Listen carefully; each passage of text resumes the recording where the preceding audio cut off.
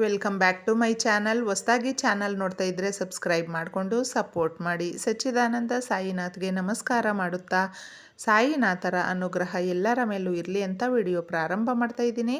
ಸ್ನೇಹಿತರೆ, ನಾವು ಇದೇ ಕಡೆಯದಾಗಿ ನಮಗೆ ಉಸಿರಾಡೋಕ್ಕೂ ಆಗ್ತಾಯಿಲ್ಲ. ನಮ್ಮೆಲ್ಲ ಸಾಲಗಳು, ಪ್ರಾಬ್ಲಮ್ಸು, ಎಲ್ಲ ರೀತಿಯ ಕಷ್ಟಗಳು ಕೂಡ ಕತ್ತಿಗೆ ಬಂದುಬಿಟ್ಟಿದೆ. ಏನು ಮಾಡಬೇಕಪ್ಪ ಅಂತ ಗೊತ್ತಾಗ್ತಾ ಇಲ್ಲ ಅಂತ ಹೇಳುವಂಥವ್ರಿಗೆ ಇದು ಕಡೆಯ ಪರಿಹಾರ ಅಂತ ಹೇಳ್ಬಹುದು. ಅಂಥವ್ರಿಗೆ, ಏಕೆಂದರೆ ಪರಿಹಾರಗಳು ಮಾಡ್ಕೊಂಡಿರ್ತೀವಿ ಅಥವಾ ಬಿಟ್ಟಿರ್ತೀವಿ. ನೀವು ಯಾವುದೇ ಒಂದು ಪೂಜೆ, ಮಂತ್ರ, ಜಪ ಏನೇ ಮಾಡಲಿ ಅಥವಾ ಬಿಡಲಿ, ಅದು ಎಲ್ಲದಕ್ಕಿಂತ ಕೂಡ ನಮ್ಮ ಒಂದು ಮನೆಯಲ್ಲಿ ಈ ಸಣ್ಣ ಪರಿಹಾರಗಳನ್ನು ಮಾಡಿಕೊಂಡಾಗ, ಹಾಗೂ ನಾವು ಅಂದ್ಕೊಳ್ತಾ ಇರ್ತೀವಿ ಕೆಲವೊಂದು ಬಾರಿ ಎಲ್ಲ ರೀತಿಯ ಸಮಸ್ಯೆಗಳಿಗೂ ಕೂಡ ಒಂದೊಂದು ಪರಿಹಾರಗಳನ್ನ ನಾವು ಮಾಡ್ಕೊಳ್ತಾ ಇದ್ದೀವಿ, ಆದರೂ ಯಾಕೆ ನಮಗೆ ಅದರ ಫಲ ಸಿಗ್ತಾ ಇಲ್ಲ ಅಂತಂದ್ಬಿಟ್ಟು, ದೇವರ ಆಶೀರ್ವಾದ ಯಾಕೆ ನಮಗೆ ಸಿಗ್ತಾ ಇಲ್ಲ ಅಂತ ನಿಮಗೆ ಅನಿಸ್ಬಹುದು, ಡೌಟ್ ಕೂಡ ಬರಬಹುದು. ಆದರೆ ಎಲ್ಲೋ ಒಂದು ಕಡೆ ನಾವು ಯಾವ ರೀತಿ ಯೋಚನೆ ಮಾಡ್ತಾ ಇರ್ತೀವಿ ನೋಡಿ, ಅದು ಕೂಡ ತುಂಬ ಇಂಪಾರ್ಟೆಂಟು ಸ್ನೇಹಿತರೆ. ನೀವು ಏನು ಪರಿಹಾರಗಳು ಮಾಡಿಕೊಂಡಿಲ್ಲ ಅಂದರೂ ಕೂಡ ನಿಮ್ಮ ಮನಸ್ಸಲ್ಲಿ ಇನ್ನೊಬ್ಬರ ಬಗ್ಗೆ ಕೆಟ್ಟದಾಗಿ ಯೋಚನೆ ಮಾಡದೇ ಇದ್ದರೂ ಕೂಡ ಅದು ಒಳ್ಳೆ ರಿಸಲ್ಟ್ ಕೊಡುವಂಥದ್ದು. ಅಂದರೆ ನಮ್ಮ ಜೀವನದಲ್ಲಿ ಯಾರೇ ಬಂದು ಏನೇ ಕಷ್ಟ ನಷ್ಟಗಳನ್ನ ತುಂಬಿಸೋಗಿರ್ತಾರೆ ಅಂದ್ಕೊಳ್ಳಿ, ಅವರನ್ನು ನಾವು ಕೇಳಿ ಬಯಸುವಂಥದ್ದು, ಅಥವಾ ಏನು ಮಾಡದೇ ಇದ್ದರೂ ಕೂಡ ಅವ್ರು ಚೆನ್ನಾಗಿರಬಾರ್ದು ಮತ್ತಿನ್ನೇನೋ ಅಂತಂದ್ಬಿಟ್ಟು ಅವರ ಬಗ್ಗೆ ಅಸೂಯೆ ಪಡುವಂಥದ್ದು, ಈ ರೀತಿ ನಮ್ಮ ಮನಸ್ಸಲ್ಲಿ ಬಂದಾಗ ನಾವು ಏನೇ ಮಾಡಿದ್ರೂ ಕೂಡ ಅದು ರಿಸಲ್ಟ್ ಕೊಡೋದು ಕಷ್ಟ ಆಗುತ್ತೆ. ಅದಕ್ಕೋಸ್ಕರ ನೀವು ನಿಮ್ಮ ಪಾಡಿಗೆ ನೀವು ನಿಮ್ಮ ಲೈಫಲ್ಲಿ ಯಾವ ಥರ ಒಂದು ಪರಿಹಾರಗಳನ್ನ ಮಾಡಿಕೊಂಡ್ರೆ ಅಥವಾ ಒಳ್ಳೆಯತನದಿಂದ ನಾವು ಹೋದರೆ ನಮಗೆ ಯಾವ ಥರ ಚೆನ್ನಾಗಾಗುತ್ತೆ ಅನ್ನೋದು ಗಮನದಲ್ಲಿಟ್ಕೊಂಡು ಈ ಪರಿಹಾರಗಳನ್ನು ಮಾಡ್ಕೊಳ್ಳಿ. ಶನಿವಾರ ಮಾಡ್ಕೊಳ್ಬೇಕಾಗುತ್ತೆ ಈ ಪರಿಹಾರನ. ನಾನು ಇದನ್ನು ಯಾಕೆ ಹೇಳಿದೆ ಅಂದರೆ, ಸುಮಾರು ಎಷ್ಟೋ ಪರಿಹಾರಗಳನ್ನು ಮಾಡ್ಕೊಂಡಿದ್ದೀವಿ, ಆದರೂ ನಮಗೆ ಯಾಕೋ ರಿಸಲ್ಟ್ ಬರ್ತಾ ಇಲ್ಲ ಅಂತ ಸುಮಾರು ಜನ ಅಂದ್ಕೊಳ್ತಾ ಇರ್ತಾರೆ. ಆದರೆ ನಮಗೆ ಗೊತ್ತಿದ್ದು ಗೊತ್ತಿಲ್ಲದೆ, ಯಾಕಂದರೆ ಮನುಷ್ಯನ ಸ್ವಭಾವ ಅನ್ನೋದು ಒಂದೊಂದು ಸಾರಿ ಒಂದೊಂದು ರೀತಿಯಲ್ಲಿ ಅನ್ನೋದು ಇರುತ್ತೆ, ಆಲೋಚನೆಗಳು ಜಾಸ್ತಿ ವಿಭಿನ್ನವಾಗಿರುತ್ತೆ. ಅದಕ್ಕೋಸ್ಕರ ಇದನ್ನು ಹೇಳಿದೆ ಅಷ್ಟೇ. ಈಗ ನೀವು ಈ ಪರಿಹಾರವನ್ನು ಶನಿವಾರ ಮಾತ್ರ ಮಾಡ್ಕೊಳ್ಬೇಕಾಗುತ್ತೆ.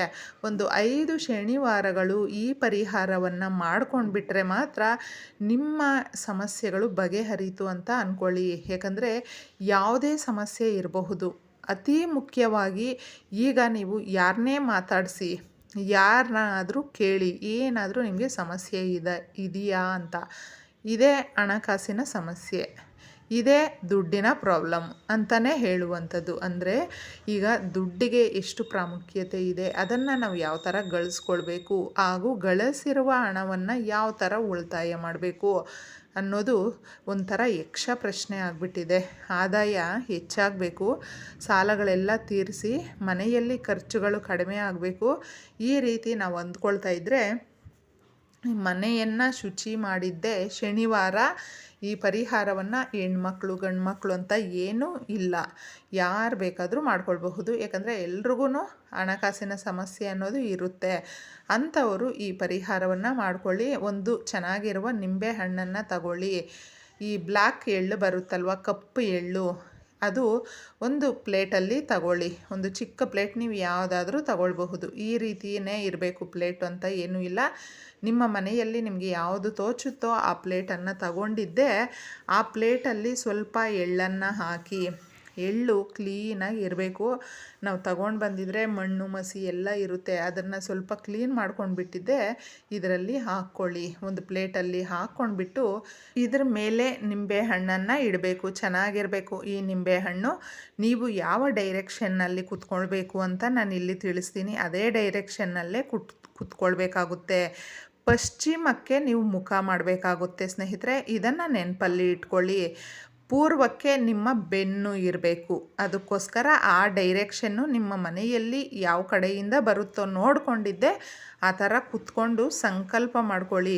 ನಮ್ಮ ಸಮಸ್ಯೆಗಳೆಲ್ಲ ಬಗೆಹರಿಬೇಕು, ನಾವು ಸಾಲ ತಗೊಂಡಿರುವಂಥದ್ದನ್ನು ತೀರಿಸಿ ನಾವುಗಳು ಕೂಡ ಸಾಲ ಕೊಡುವ ಮಟ್ಟಕ್ಕೆ ಬೆಳೆಯಬೇಕು, ನಮ್ಮ ಮನೆಯಲ್ಲಿ ಎಲ್ಲ ರೀತಿಯ ಆರ್ಥಿಕ ಸಮಸ್ಯೆಗಳು ಕೂಡ ತೊಲಗಿ ಉತ್ತಮವಾದ ಜೀವನ ನಾವು ನಡೆಸೋದಕ್ಕೆ ನೀನು ಅನುಗ್ರಹ ತೋರಿಸು ತಾಯಿ ಅಂತ ನಿಮ್ಮ ಇಷ್ಟ ದೇವರನ್ನು, ನಿಮ್ಮ ಮನೆ ದೇವರು ಯಾರೇ ಆಗಿರಬಹುದು, ನಿಮಗೆ ಅಂತ ಒಂದು ಪ್ರೀತಿಕರವಾದ ಗಾಡ್ ಇರುತ್ತಲ್ವ, ಅಂದರೆ ದೇವರು ಇರ್ತಾರಲ್ವ, ಅವ್ರನ್ನ ನೀವು ಕೇಳ್ಕೊಂಡಿದ್ದೆ ಈ ಪ್ಲೇಟಲ್ಲಿ ನೀವು ಅಂದರೆ ಎಳ್ಳು ಮೇಲೆ ಇಟ್ಟಿರ್ತೀರಲ್ವ ನಿಂಬೆಹಣ್ಣು, ಅದನ್ನು ಸೀದಾ ಮನೆಯ ಹೊರಗೆ ತಗೊಂಡು ಬಂದುಬಿಟ್ಟು ಹೊಸ್ತಿಲ ಮೇಲೆ ಇದನ್ನು ನಿಂಬೆಹಣ್ಣನ್ನು 2 ಭಾಗ ಮಾಡಿಬಿಟ್ಟು ಕಟ್ ಮಾಡಬೇಕು.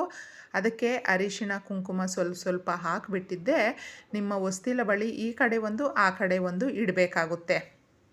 ಇದನ್ನು ಇಟ್ಬಿಟ್ಟು ನೀವೇನು ಮಾಡಬೇಕು, ಈ ಎಳ್ಳು ಇರುತ್ತಲ್ವ ಅದನ್ನು ನಿಮ್ಮ ಕೈಯಲ್ಲಿ ಎಡಗೈಯಲ್ಲಾದರೂ ಇಟ್ಕೊಳ್ಳಿ, ಬಲಗೈಯಲ್ಲಾದರೂ ಇಟ್ಕೊಳ್ಳಿ, ಇಟ್ಕೊಂಡಿದ್ದೆ 9 ಸಾರಿ ನೀವು ದೃಷ್ಟಿಯನ್ನು ತೆಗಿಬೇಕಾಗುತ್ತೆ. ನಿಮ್ಮ ಮನೆಗೆ ದೃಷ್ಟಿ ಕ್ಲಾಕ್ ವೈಸ್ ಆದರೂ ತೆಗಿಬಹುದು. ಈ ಥರ ತೆಗೆದುಬಿಟ್ಟು ನೀವೇನು ಮಾಡಬೇಕು, ಆ ನಿಂಬೆಹಣ್ಣು ಹೊಸ್ತಿಲ ಬಳಿ ಇಟ್ಟಿರ್ತೀರ, ಅದನ್ನು ಒಂದು ದಿನ ಪೂರ್ತಿ ಅಂದರೆ ನೈಟು ಹಾಗೇ ಇರಲಿ. ಇದು ನೀವು ಈ ಕ್ಲಾಕ್ ವೈಸ್ ದೃಷ್ಟಿಯನ್ನು ತೆಗಿಬೇಕು ಅನ್ನುವಾಗ ಕೈಯಲ್ಲಿಟ್ಕೊಂಡ್ರೆ ಚೆಲ್ಲೋಗುತ್ತೆ ಅಂತೇನಾದರೂ ನಿಮಗೆ ಸ್ವಲ್ಪ ಅನುಮಾನ ಬಂದರೆ ಒಂದು ಪೇಪರಲ್ಲಿ ಹಾಕ್ಕೊಂಡು ಬಿಟ್ಟಿದ್ದೆ, ಅದನ್ನು ಫೋಲ್ಡ್ ಮಾಡಿಬಿಟ್ಟು ನೀವು ಇದನ್ನು ಹಂಗೆ ಫೋಲ್ಡ್ ಮಾಡಿರೋದನ್ನೇ ದೃಷ್ಟಿ ತೆಗೆದುಬಿಟ್ಟಿದ್ದೆ ಸೀದಾ ಎಳ್ಳನ್ನು ತಗೊಂಡೋಗಿ ಯಾರು ತುಳಿದೇ ಇರುವ ಪ್ರದೇಶದಲ್ಲಿ ಅಥವಾ ಹರಿಯುವ ನೀರಲ್ಲಿ ಹಾಕಬೇಕು. ಈ ಥರ ಹಾಕಿಬಿಟ್ಟು ಬಂದು ನಿಮ್ಮ ಮನೆಯಲ್ಲಿ ಏನು ಮಾಡಬೇಕು, ಸ್ವಲ್ಪ ಲವಂಗ ಹಾಗೂ ಸ್ವಲ್ಪ ಏಲಕ್ಕಿಯನ್ನು ತಗೊಂಡು ಕರ್ಪೂರ ಹಾಕಿಬಿಟ್ಟಿದ್ದೆ, ಅದರಲ್ಲಿ ಕಾಳುಮೆಣಸು ಹಾಕಬೇಕು. ನೆನಪಿಟ್ಕೊಳ್ಳಿ, ನಾವು ಲವಂಗ, ಏಲಕ್ಕಿ ಹಾಗೂ ಬ್ಲ್ಯಾಕ್ ಪೆಪ್ಪರ್ ಇಷ್ಟನ್ನು ಹಾಕಿಬಿಟ್ಟಿದ್ದೆ ಸುಡಬೇಕು.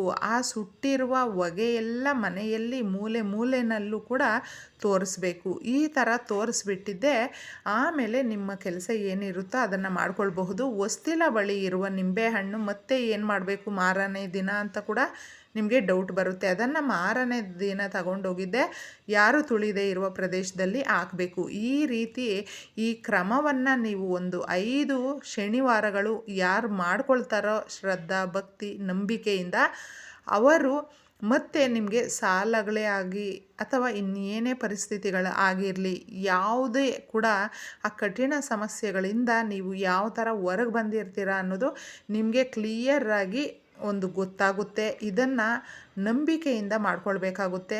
ಕೆಲವೊಂದು ವಾರಗಳು ಮಾಡ್ಕೊಳ್ಳಿ, ಒಂದು 5 ವಾರಗಳು ಮಾಡ್ಕೊಂಡ್ಬಿಟ್ರೆ ಮಾತ್ರ ನಿಮ್ಮ ಜೀವನದಲ್ಲಿ ಮತ್ತೆ ನೀವು ಹಿಂತಿರುಗಿ ನೋಡೋದಿಲ್ಲ, ಮುಂದೆ ಸಾಗ್ತಾನೆ ಇರ್ತೀರ ಸ್ನೇಹಿತರೆ.